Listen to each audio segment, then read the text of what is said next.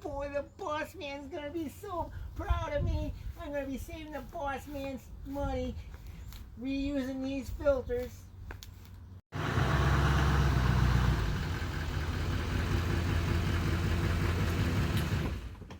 Dave, are you washing furnace filters? Yeah, boss man. I'm washing them so we can reuse them so that we can save you money. Dave, you don't wash furnace filters, you replace them.